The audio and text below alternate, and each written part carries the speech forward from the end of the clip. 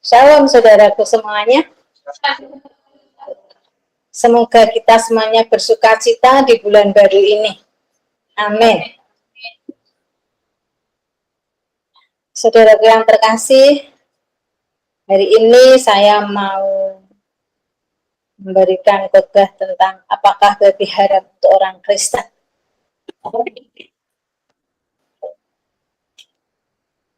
Pertanyaan ini mungkin menjadi salah satu pertanyaan yang sering muncul baik di ruang diskusi, di media sosial, bahkan di dalam hati orang percaya ya. Ini adalah sebuah pertanyaan yang sederhana namun sensitif. Apakah babi haram untuk orang Kristen?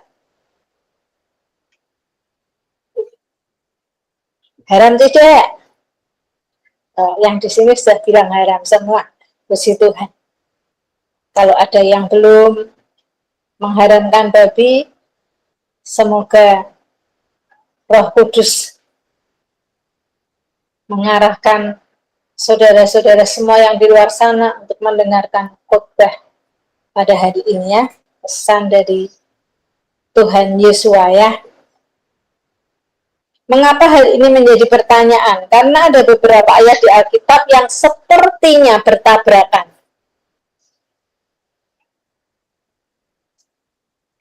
Kenapa bertabrakan? Karena tidak ditelisik dengan baik dan itu dipakai oleh para pengajar untuk menghalalkan semua makanan yang diharamkan oleh Elohim. Jadi hari ini saya mau bahas tentang apakah babi haram bagi orang Kristen. Hal ini untuk meluruskan ayat-ayat yang sepertinya bertabrakan itu. Nanti saya akan sebutkan ayat-ayat itu ya. Pertanyaan ini kelihatannya hanya soal makanan, namun sesungguhnya pertanyaan ini menyentuh akar iman kita sebagai orang Kristen tentang bagaimana kita memahami dan mentaati firman Tuhan Yesus. Di dalam Injil, Bapa Yahweh pencipta langit dan bumi, ya, yang namanya pencipta langit dan bumi itu adalah juga Elohim bagi seluruh umat manusia, tidak peduli apapun agamanya. Kalau disebutkan Bapa Yahweh sebagai pencipta langit dan bumi, artinya Elohim bagi seluruh ciptaannya.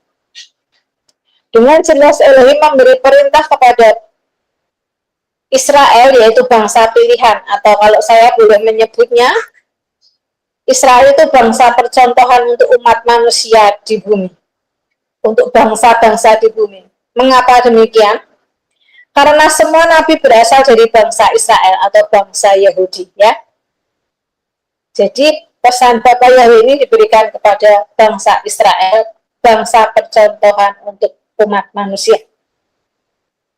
Mengenai makanan yang tahir dan yang najis, ini tertulis di Imamat 11. Saya hanya akan sebutkan beberapa saja karena ini terlalu panjang. Nanti silahkan baca di rumah masing-masing. Saya hanya akan bacakan Imamat 11 ayat 1 sampai 4. Berfirmanlah Yahweh kepada Musa dan kepada Harun. Berbicaralah kepada Bani Israel dengan mengatakan, inilah binatang yang boleh kamu makan dari segala hewan yang ada di bumi. Dari antara hewan itu, kamu boleh memakan setiap hewan yang berkuku belah dan kukunya membentuk celah dan yang memamah biak.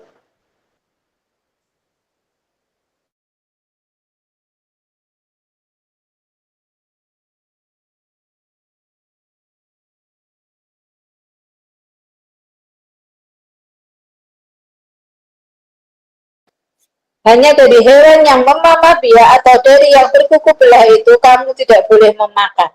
Unta, sebab walau ia memamah biak tetapi tidak berkuku belah, itu najis bagimu. Saya tidak mencantumkan semua yang tertulis ya.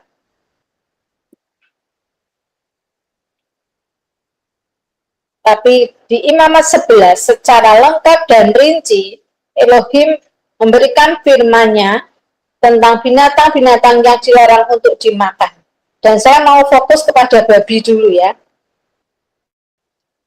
Karena tidak hanya di ayat Imamat 11 saja, tapi di Yesaya juga tertulis bahwa babi itu haram. Ini tertulis di Yesaya 65 ayat 4. yang tinggal di antara kuburan-kuburan dan bermalam di tugu-tugu peringatan, yang makan daging babi dan kuah kenajisan ada di dalam kuali mereka. Yesaya 66 ayat 3. Ia yang menyembelih seekor lembu adalah yang membunuh seorang manusia. Ia yang mengorbankan anak domba adalah yang mematahkan leher anjing. Ia yang mempersembahkan persembahan sajian adalah yang mempersembahkan darah babi. Ia yang membakar dengan kemenyan adalah yang memberkati kejahatan. Ya, mereka telah memilih jalan mereka sendiri dan jiwa mereka bersuka dalam perkara-perkara yang menjijikkan. Sekali lagi disebut bahwa babi itu masuk di dalam perkara-perkara yang menjijikkan. Yesaya 66 ayat 17.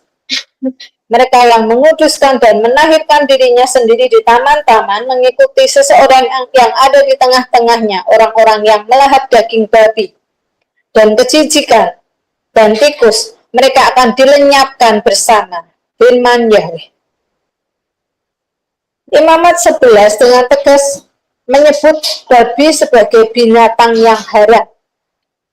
Bukan karena bentuknya, bukan karena rasanya, tapi karena standar kekudusan Tuhan tetapkan bagi umatnya. Lalu pertanyaannya, mengapa sekarang berubah? Babi menjadi halal bagi orang Kristen. Ya toh? Timbul pertanyaan itu karena begitu banyak ayat yang mengatakan babi haram, kenapa sekarang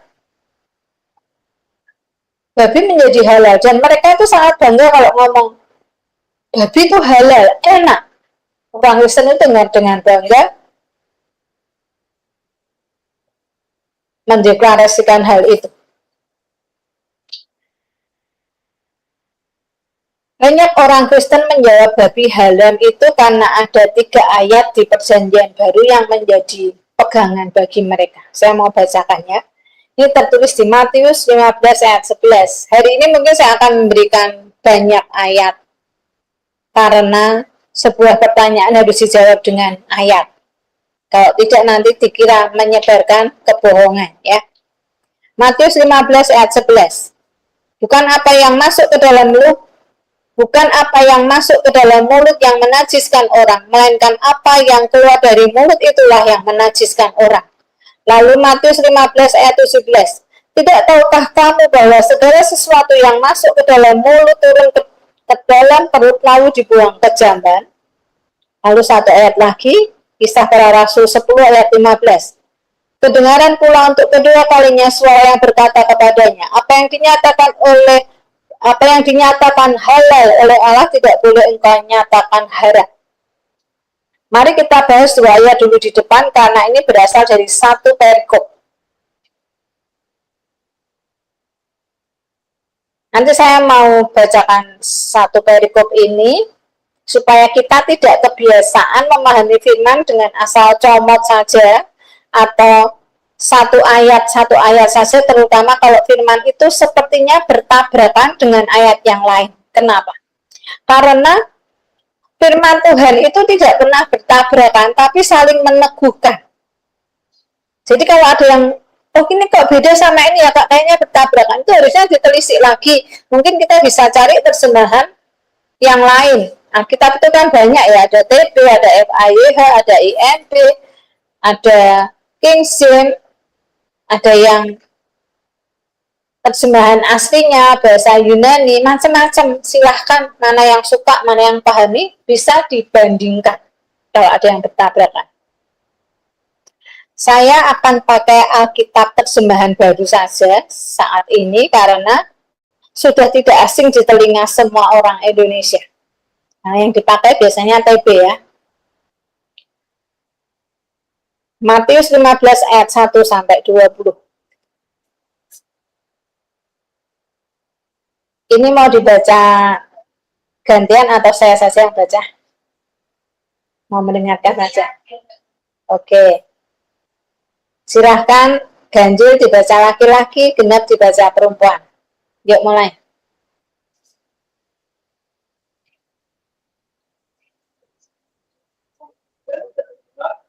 Mana suara laki-laki ayo?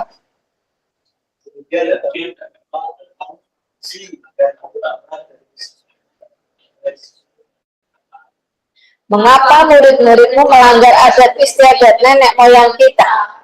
Mereka tidak membasuh tangan sebelum makan.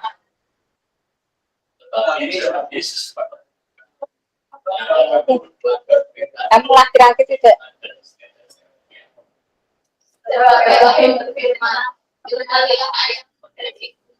Dan lagi, siapa yang mengutuki ayahnya atau ibunya pasti dihukum mati. Tadi kamu berkata apa yang ada pada yang dapat digunakan jika digunakan untuk persembahan kepada orang yang tidak tidak banyak atau intinya.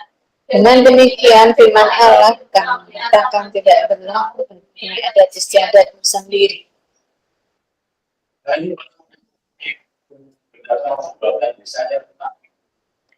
Saya ini memuliakan aku dengan berdirinya, padahal hatinya jauh daripadaku. Cuma mereka beribadah kepadaku, sedangkan ajaran mereka ajarkan yang kita usia. Lalu Yesus memanggil orang banyak dan berkata kepada mereka, jika dan jam kata, bukan yang dalam dan menajiskan orang, melainkan yang keluar dan itulah yang menajiskan. maka datanglah murid-muridnya dan bertanya kepadanya, kau tahu bahwa perkataanmu itu telah menjadi batu sandungan bagi orang-orang Farisi. Jawab Yesus, setiap orang yang tidak ditanam oleh Bapa akan dicabut dengan akar-akarnya. Biarlah mereka itu, mereka orang buta yang menuntun orang buta. Jika orang buta menuntun orang buta, pasti keduanya jatuh ke dalam lubang. Lalu Petrus berkata kepadanya, jelaskanlah perumpamaan itu.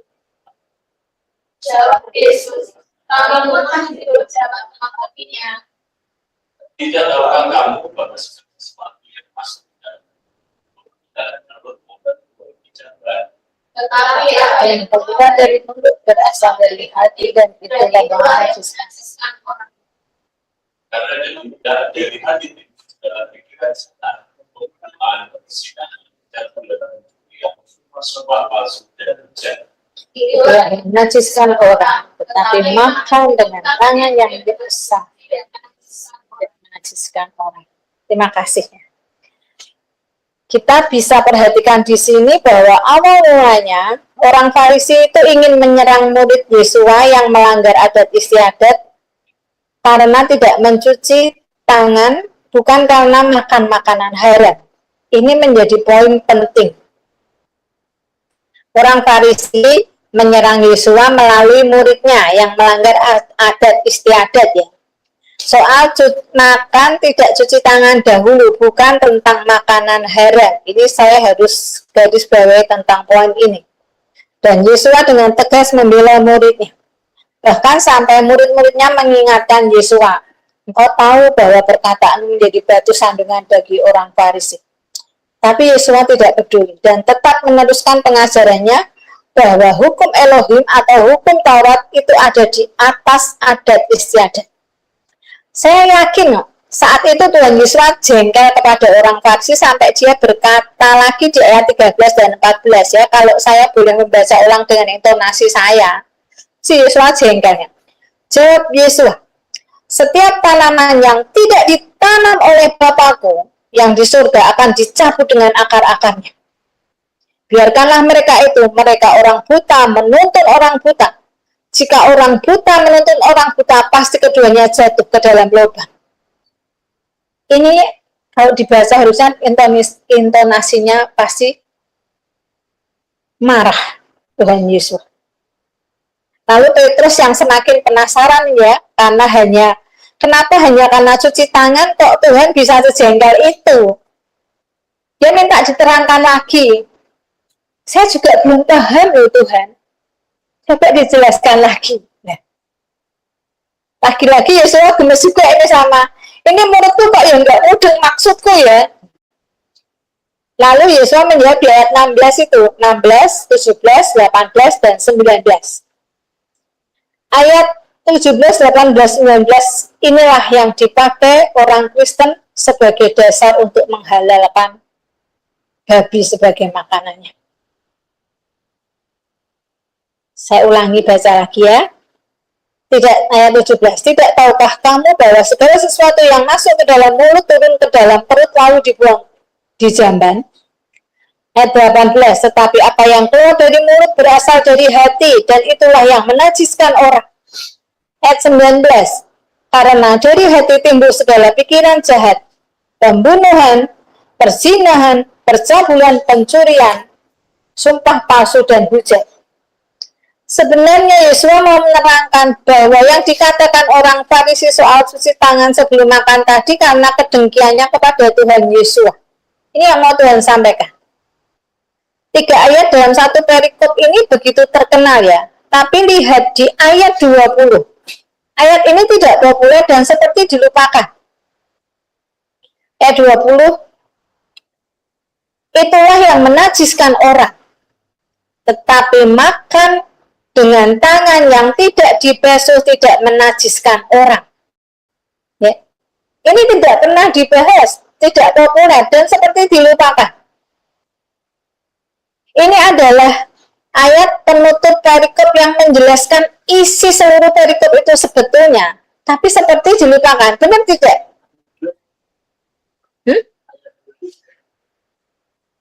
Nanti ya.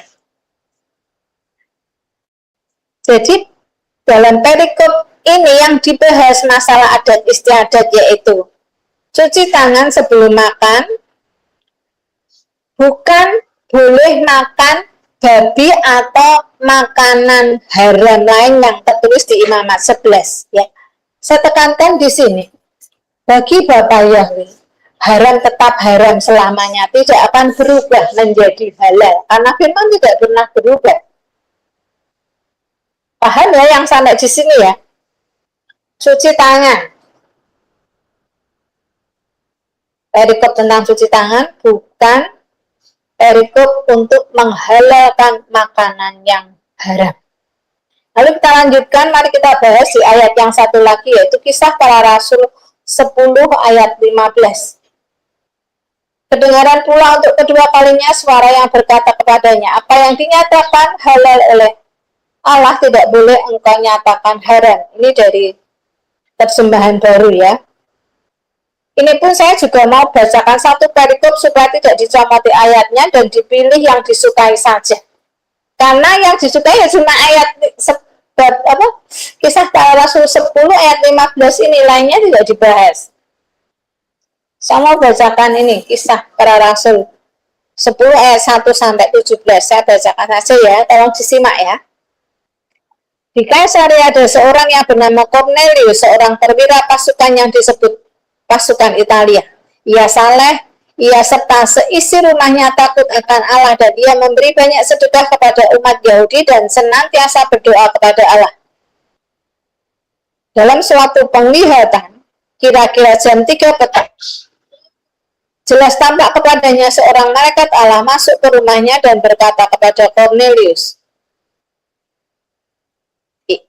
Ia menatap malaikat itu dan dengan takut dia berkata, ada apa Tuhan?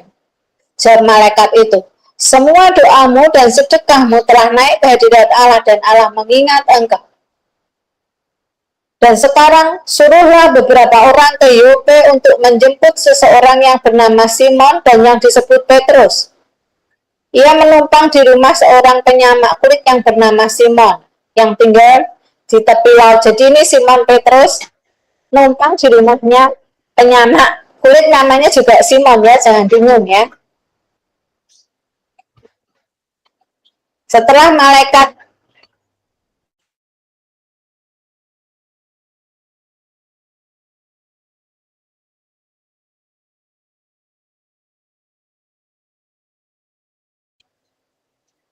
malaikat yang berbicara kepadanya itu meninggalkan dia, dipanggilnya 2 orang hambanya beserta seorang prajurit yang saleh dari orang-orang yang selalu bersama dengan dia. Dan sesudah ia menjelaskan segala sesuatu kepada mereka, ia menyuruh mereka ke Yope.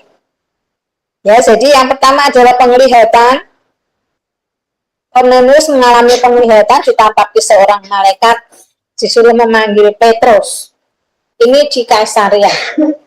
Keesokan harinya ketika Ketika orang itu berada dalam perjalanan dan sudah dekat dengan kota Yope, kira-kira pukul 12 tengah hari, naiklah Petrus ke atas rumah untuk berdoa. Kita bayangkan saja, orang suruhannya Cornelius tadi mau dekat dengan rumahnya Petrus. Jam 12 tengah hari. Lalu Petrus di saat itu naik ke atas rumahnya untuk berdoa. Ia merasa lapar dan ingin makan, tetapi sementara makanan disediakan, tiba-tiba rohnya diliputi oleh kuasa ilahi. Petrus mau makan, mungkin makanannya sedang disiapkan, terus dia diliputi hadirat Tuhan, ya, mendapatkan penglihatan.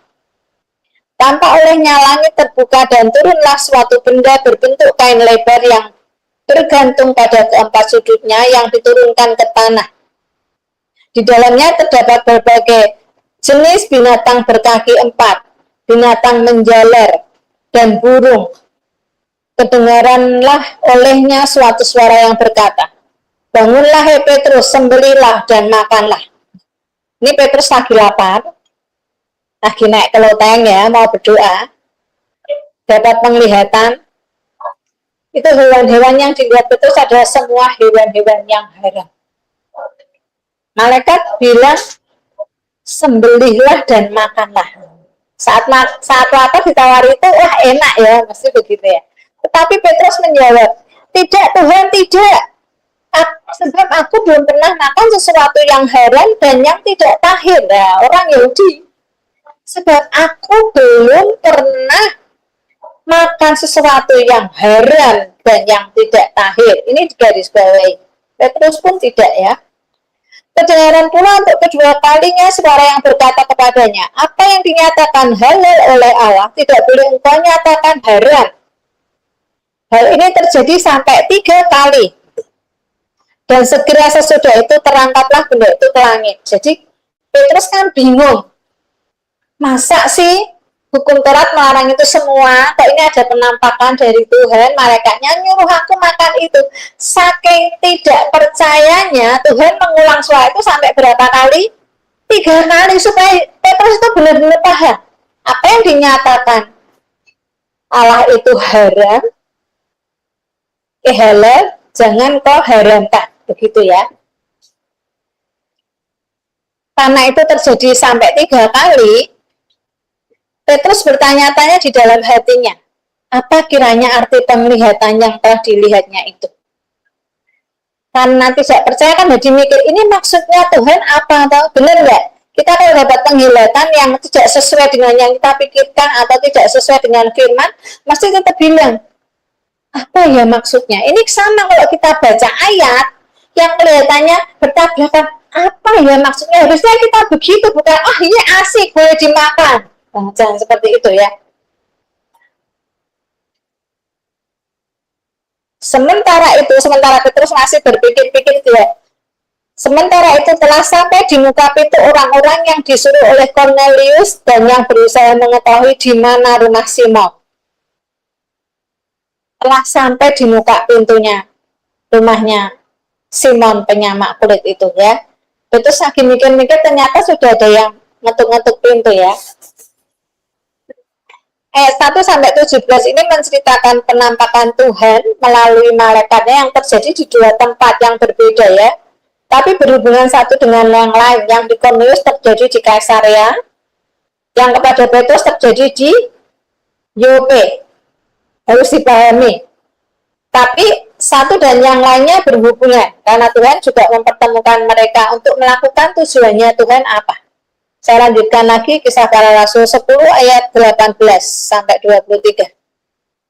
Jadi saat ketiga orang itu datang sampai di rumahnya di mana Petrus menumpang tidur itu, mereka memanggil seorang dan bertanya, apakah Simon yang disebut Petrus ada menumpang di rumah itu? Dan ketika Petrus sedang berpikir tentang penglihatan itu, berkatalah roh, ada 3 orang mencari engkau. Jelas ya, Petrus habis dapat penglihatan, lagi bingung mikir, Roh Kudus bilang, itu ada orang 3 nyari engkau. Itu jawabannya. Bangunlah, turunlah ke bawah, dan berangkatlah bersama-sama dengan mereka. Jangan bimbang sebab aku yang menyuruh mereka kemari. Jelas ya. Malaikat mengatakan, turunlah temui mereka dan pergilah bersama-sama dengan mereka sebab aku yang menyuruh mereka kemari. Lalu turunlah Petrus ke bawah dan berkata kepada orang-orang itu, akulah yang kamu cari, apakah maksud kedatangan kamu?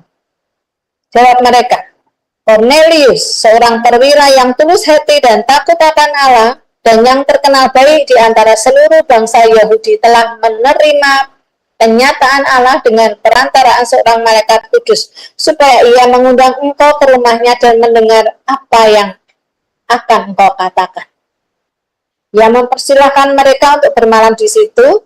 Keesokan harinya ia bangun dan berangkat bersama-sama dengan mereka dan beberapa saudara dari Yope menyertai dia. Keesokan paginya Petrus disertai teman-temannya datang ke rumahnya Cornelius. Sebetulnya baca firman itu enak ya kan, seperti cerita ya ini ya.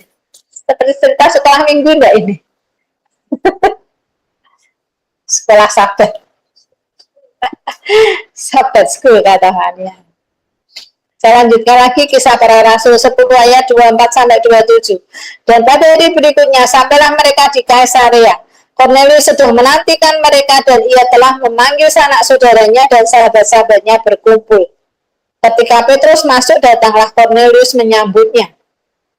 Dan sambil tersungkur di depan kakinya, ia menyembah Petrus. Saking senangnya ketemu Petrus yang sudah terkenal itu ya. Tapi Petrus sampai Cornelius bersujud menyembah Petrus. Dulu murid-muridnya Tuhan Yesus, terus setelah Yesus naik itu jadi keren. Karena banyak mujizat yang dilakukan. Tetapi Petrus menegakkan dia, katanya, bangunlah, aku hanya manusia saja. Dan sambil bercakap-cakap dengan dia, ia masuk dan mendapati banyak orang sedang berkumpul di tempat itu ya. Mari kita lihat mulai ayat 28 dan 29 ini.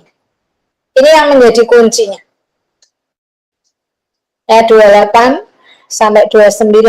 Ia berkata kepada mereka, kamu tahu betapa kerasnya larangan bagi seorang Yahudi untuk bergaul dengan orang-orang yang bukan Yahudi atau masuk ke rumah mereka. Tetapi Allah telah menunjukkan kepadaku bahwa aku tidak boleh menyebut orang najis atau tidak tahir.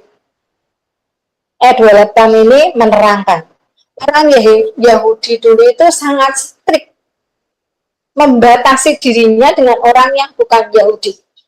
Mereka merasa bahwa yang terbaik adalah memang orang Yahudi. Mereka bersunat, tidak makan makanan haram. Yang lain adalah najis. Mereka tidak bersunat, makanannya sembarangan. Jadi mereka sangat membatasi hal itu.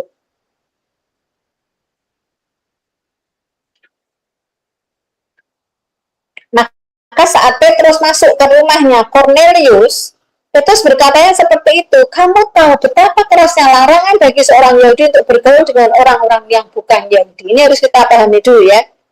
Tetapi Allah telah menunjukkan kepadaku bahwa aku tidak boleh menyebut orang najis atau tidak tahir. Ini adalah penglihatan yang diterima Petrus tadi, bahwa apa yang dikatakan Allah halal jangan kau katakan haram.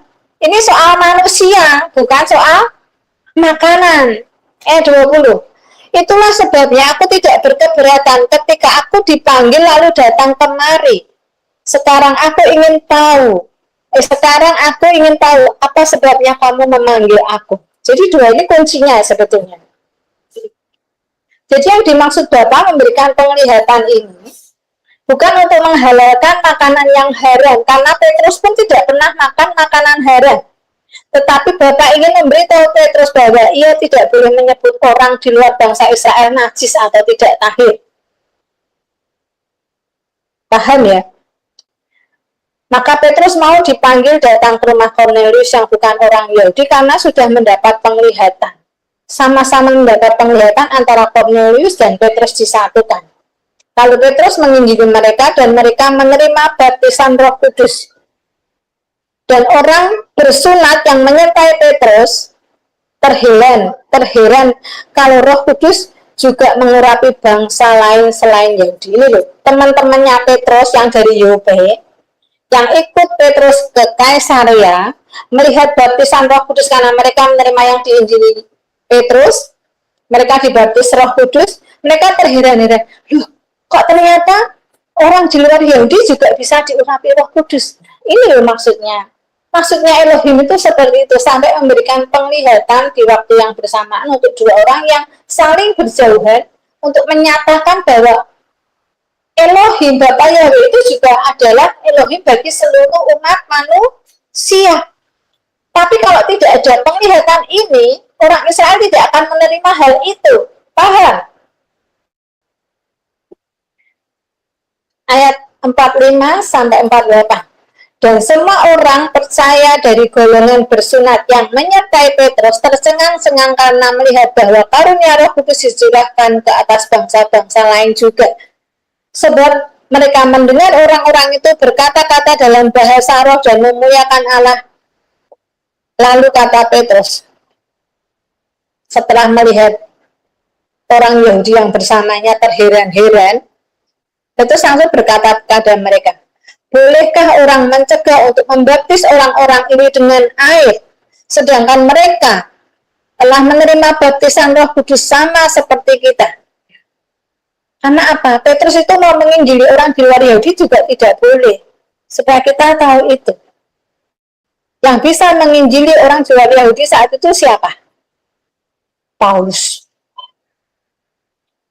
Dengan kecerdasan Paulus yang luar biasa. Petrus mendapat tugasnya melayani yang orang Yahudi, tapi Tuhan membawa Petrus keluar dari sana. Nah, Petrus ngomong, kalau Tuhan saja sudah membaptis mereka dengan baptisan Roh Kudus, masa kan kita nggak boleh membaptis mereka dengan baptisan air? Kan tingkatannya lebih kudus lebih tinggi baptisan Roh Kudus.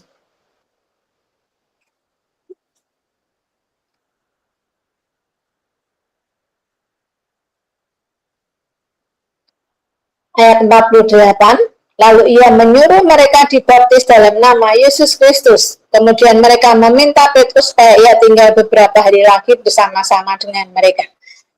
Jadi setelah saya bacakan secara utuh perikop ini, menjadi jelas ya, bahwa masalah yang Tuhan bilang, apa yang dinyatakan halal oleh Elohim tidak boleh dinyatakan haram, itu adalah masalah manusia di luar bangsa Yahudi. Jadi ini tidak ada hubungannya dengan soal makanan haram. Jadi gambar yang ada di kain itu adalah mewakili bahwa yang disampaikan Elohim adalah bangsa-bangsa yang tidak makan makanan haram dan yang makan makanan haram. Dibedakan dari jenis makanannya. Bukan disuruh makan makanan haram. Jadi dua ayat tadi di atas di Matius dan juga di Kisah Para Rasul ini tidak ada yang menyatakan bahwa makanan haram menjadi halal. Lalu mengapa firman Tuhan yang jelas bisa dipahami ini jelas nggak saya bacakan gampang untuk dipahami toh? Yang gampang untuk dipahami ini seperti dipelintir atau diganti. Ini pekerjaannya siapa? Ini adalah pekerjaan roh kegelapan yang menguasai orang-orang untuk membatalkan hukum Taurat. Dan kalau bisa ingin hukum Taurat itu dilupakan oleh seluruh umat manusia. Karena apa? Roh kegelapan atau iblis itu ingin seluruh manusia itu binasa. Dan hal ini bahkan sudah terjadi sejak Tuhan Yesus belum lahir. Manusia dibikin membenci hukum Taurat ini terjadi sebelum Tuhan Yesus belum lahir. Yang tercatat di Alkitab Deuterokanonika ya, ini sekitar terjadi abad kedua sebelum Masehi, yaitu pada saat hidupnya Yudas Makabe. Pada saat itu praktek agama Yahudi dilarang keras dan terjadi pertempuran yang dimenangkan oleh Yudas Makabe, merebut Yerusalem dan menabiskan kembali bait suci dan diperingati sebagai hari raya Hanukkah. Ini tertulis di Alkitab Deuterokanonika. Semua perjuangan Yudas Makabe tertulis lengkap ya. Tapi saya tidak akan membicarakan tentang perjuangan Yudas Makabe yang ingin saya bahas, tapi saya ingin menceritakan bagaimana kerasnya bangsa penjajah memaksakan kebudayaan Yunani kepada bangsa Yahudi dan melarang praktek agama Yahudi. Ini mungkin banyak yang tidak membaca karena ini hanya tertulis di Alkitab Deuterokanonika. Tapi orang Katolik yang membaca, yang rajin membaca Alkitab pasti baca ini. Ya, saya mau bacakan 2 Makabe 6 ayat 1 sampai 11. Kebudayaan Yunani dipaksakan, ya judulnya itu. Tidak lama kemudian, dari itu sang raja mengutus seseorang bangsa Athena yang sudah tua, supaya orang-orang Yahudi dipaksa olehnya untuk mengingkari hukum nenek moyang mereka dan tidak lagi hidup menurut hukum-hukum Allah. Orang itu pun harus menodai juga bait Allah di Yerusalem dan membaktikannya kepada dewa Zeus Olympios. Sedangkan bait suci di Gunung Gerisim harus dibaktikannya kepada dewa Zeus di Semios, sebagaimana telah diusahakan oleh penduduk setempat. Kemajuan kejahatan itu sangat berat rasanya dan sulit bagi orang banyak. Bait suci dipenuhi oleh orang-orang asing dengan pemesungan dan foya-foya. Mereka melepaskan nafsunya dengan pelacur-pelacur suci dan bercampur dengan perempuan di pelataran suci, dan mereka membawa masuk macam-macam barang yang tak pantas. Mesbah ditembuni dengan barang-barang haram yang terlarang oleh hukum Taurat. Orang tidak boleh lagi merayakan hari Sabat dan hari-hari raya nenek moyang. Bahkan orang tidak boleh mengaku dirinya Yahudi. Ini ya, begitu bencinya iblis kepada bangsa Yahudi, umat pilihan Elohim. Tiap-tiap bulan pada hari kelahiran raja, orang dibawa dengan paksaan kepada perjamuan kurban, dan pada pesta dewa Dionysius, orang dipaksa ikut serta dalam perarakan sambil mengenakan karangan-karangan daun pasang-pasang untuk menghormati dewa Dionysius. Ini tiap-tiap bulan pada hari kelahiran raja, berarti hari bukan ulang tahun tapi ulang bulan, ya. Diajak untuk menodai bait suci.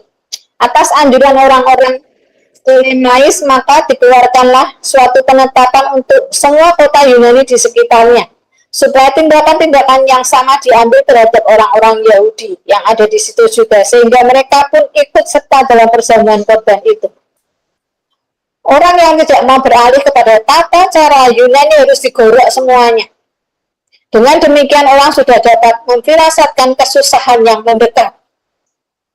Misalnya, ini ya, ada 2 perempuan yang telah menyunatkan anaknya dihadapkan ke pengadilan.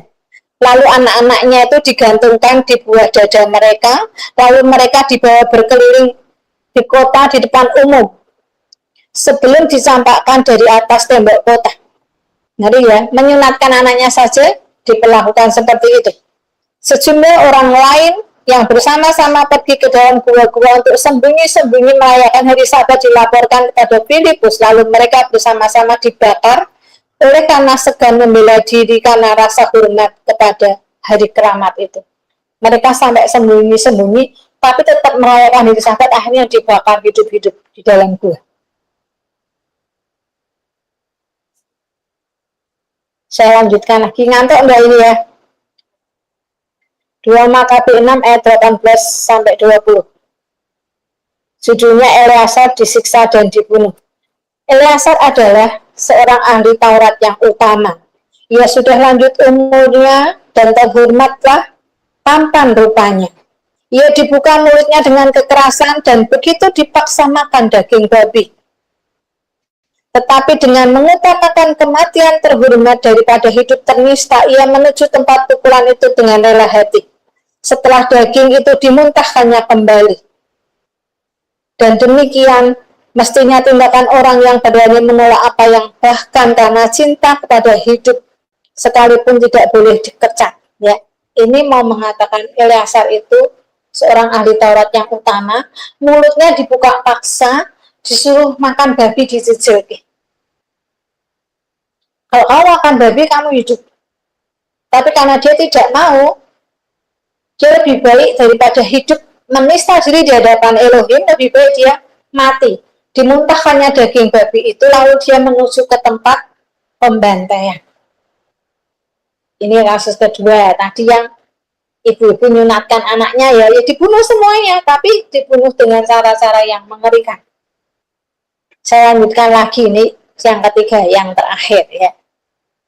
Tapi ini bacaannya panjang. 2 Makabe 7 ayat 1 sampai 42. 7 orang bersaudara serta ibunya disengsarakan. Terjadi pula berikut ini, 7 orang bersaudara serta ibu mereka ditangkap. Lalu dengan siksaan cambuk dan rotan mau dipaksa oleh sang raja untuk makan daging babi yang haram. Maka seorang dari antara mereka, yakni yang menjadi juru bicara, berkata begini, apakah yang hendak Baginda tanyakan kepada kami, dan apakah yang hendak Baginda ketahui? Kami lebih bersedia mati daripada melanggar hukum nenek moyang. Maka geramlah sang raja, lalu diperintahkannya untuk memanaskan kuali dan kancah. Segera setelah semuanya menjadi panas, diperintahkanlah oleh sang raja agar lidah juru bicara tadi dipotong.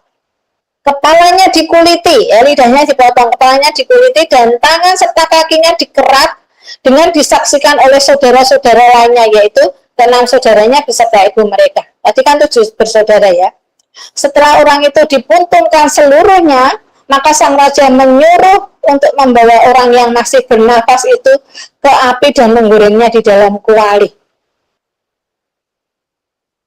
Sementara uap dari kuali itu merata luas, maka saudara-saudara lain serta ibu mereka saling mengajak untuk mati secara perwira.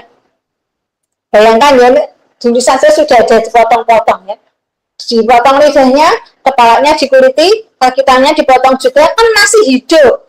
Wong yang utama jantungnya tidak dipotong ya, masih hidup digoreng. Lalu melihat saudara yang tertua seperti itu ya, mereka bisik-bisik sama ibunya, kita harus mati secara perwira.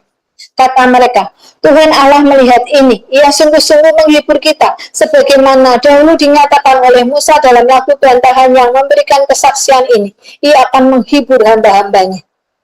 Setelah yang pertama berpulang secara demikian, lalu yang kedua dibawa untuk disiksa. Setelah kulit kepalanya serta rambutnya dikupas oleh mereka, maka bertanyalah mereka kepadanya. Ya, sudah disakiti, baru ditanyakan lagi, maukah engkau makan sebelum badanmu disiksa atau anggota demi anggota? Dijambak saja sakit, ini dikuliti, coba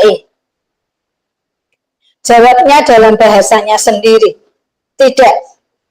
Dari sebab itu, maka pada gilirannya ia pun disiksa juga sama seperti yang pertama. Ketika sudah hampir putus nyawanya, berkatalah ia, memang benar kau, bangsat, dapat menghapus kami dari hidup di dunia ini, tapi Raja Alam Semesta akan membangkitkan kami untuk kehidupan kekal, oleh karena kami mati demi hukum-hukumnya. Amin ya. Martirin. Sesudah itu, maka yang ketiga disengsarakan, ketika diminta segera dikeluarkannya lidahnya, dan dengan berani dikedangkannya tangannya juga. Ini menyerahkan. Lidahnya dikeluarkan, tangannya dikasihkan. Silakan potong. Dengan berani berkatalah ia, dari surga aku telah menerima anggota-anggota ini, demi hukum-hukum Tuhan kupandang semuanya ini bukan apa-apa. Tetapi aku berharap aku mendapat kembali semuanya itu daripadanya. Sampai-sampai sang raja sendiri serta pengiringnya pun tercengang-cengang atas semangat pemuda itu yang memandang kesengsaraan itu bukan apa-apa. 3 tahun lamanya menyusuimu, aku pun sudah mengasuhmu dan membesarkanmu hingga umur sekarang ini dan terus memeliharamu. Aku mendesak ya anakku, tengadahlah ke langit dan ke bumi, dan kepada segala sesuatunya yang kelihatan di dalamnya. Ketahuilah bahwa Allah tidak menjadikan kesemuanya itu dari barang yang sudah ada. Demikian pun bangsa manusia dijadikan juga. Ini ibunya kasih semangat. Jangan takut kepada Agojo itu. Sebaliknya, hendaklah menyatakan diri sepantas kakak-kakakmu dan terimalah maut itu, supaya aku mendapat kembali engkau serta kakak-kakakmu di masa belas kasihan kelak. Ibu itu belum lagi mengakhiri ucapannya itu, maka berkatalah pemuda itu, kamu menunggu siapa? Aku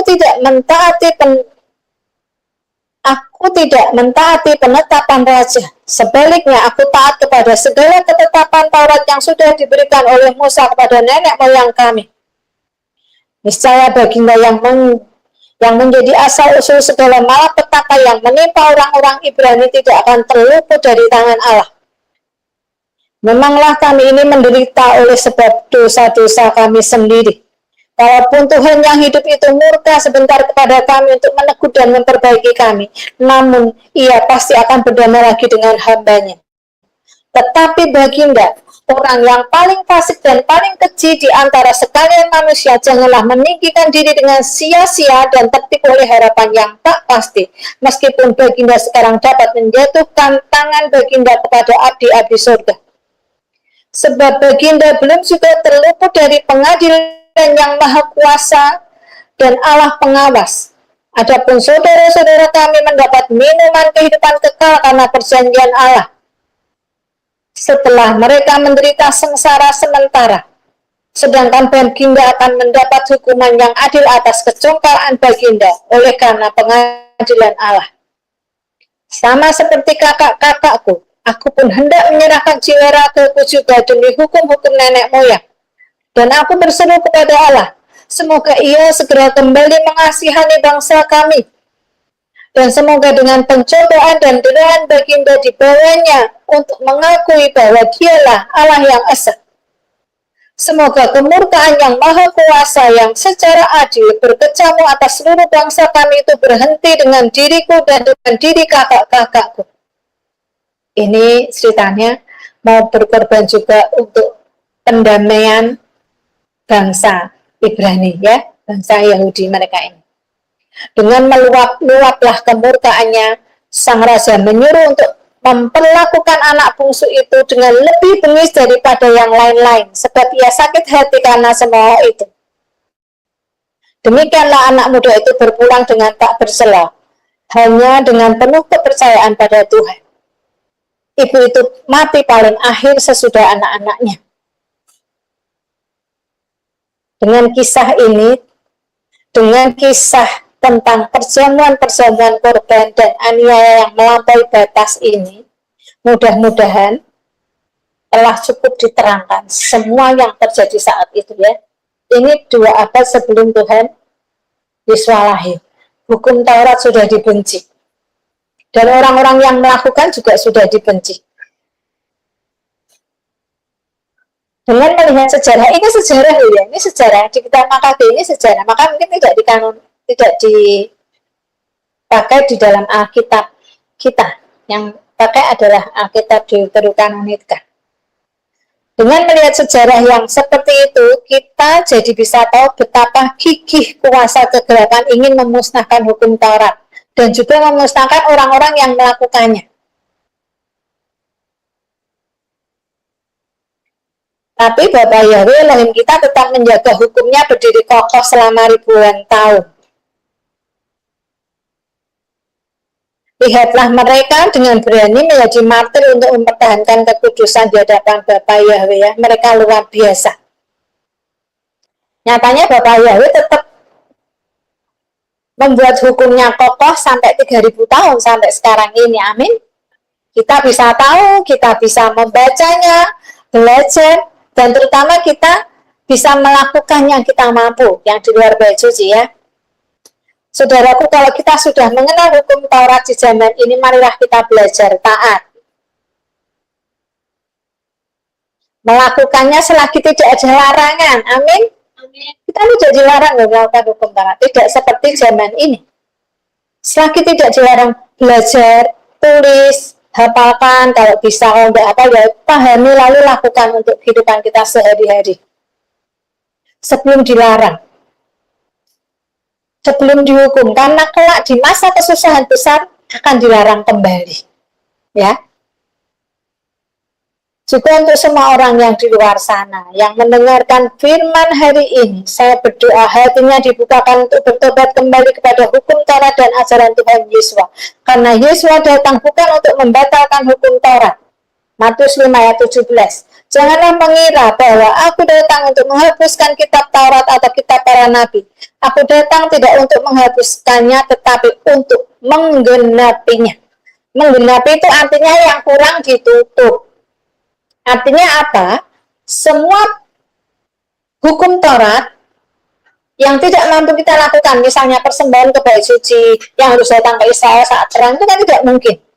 Itu disempurnakan dengan darah Tuhan Yesus. Bagi orang yang percaya itu artinya Tuhan Yesus darahnya menggenapi, bukan malah menghilangkan. Tuhan datang sebagai penggenapan satu hukum, masa yang 613 hukum dihilangkan, itu namanya membatalkan. Tapi Tuhan datang untuk menggenapkan, artinya bagi kita yang hukum-hukum yang tidak mampu, bukan yang tidak mau ya, yang tidak mampu kita lakukan, itu disempurnakan oleh darah Tuhan Yesus. Kalau ibadah di hari Sabat mampu dek? Mampu. Kalau tidak makan babi mampu dek? Mampu, karena masih banyak daging yang enak selain babi. Kalau tidak makan udang, tidak makan belut, tidak makan cumi-cumi yang enak ya, lele, kepiting yang suka siput ya, kita mampu nggak hidup dengan tidak makan itu? Halo, mampu. Makanya kalau mampu ya dilakukan. Yang digenapi oleh Tuhan Yesus adalah yang tidak mampu kita lakukan. Misalnya datang pada 3 hari raya ke Israel, itu kita belum mampu. Keadaannya juga tidak memungkinkan kalau perang ya. Saudaraku, hari ini kita sedang membahas bukan sekedar boleh atau tidak boleh makan babi, tapi kita sedang belajar bagaimana hidup sebagai orang Kristen yang menghormati firman, memahami konteks Taurat, dan berjalan intim dengan Tuhan dalam terang Kristus. Karena kekristenan bukan agama yang semuanya boleh, dan juga bukan kehidupan yang terikat oleh hukum tanpa hubungan intim dengan Tuhan. Kekristenan adalah sebuah ketaatan yang lahir dari kasih yang dibangun di atas kebenaran firman Tuhan. Amin. Seorang lagi, kekristenan adalah sebuah ketaatan yang lahir dari kasih yang dibangun di atas kebenaran firman Tuhan. Mari kita membuka hati, bukan untuk menghakimi yang tidak melakukan hukum Taurat ya, bukan untuk menghakimi, melainkan untuk memahami kehendak Tuhan dengan roh yang lembut, agar iman kita tidak dangkal dan hubungan kita dengan Tuhan Yesus dan dengan Bapa Yahweh semakin dalam. Amin. Bapa Yahweh memberkati kita semua.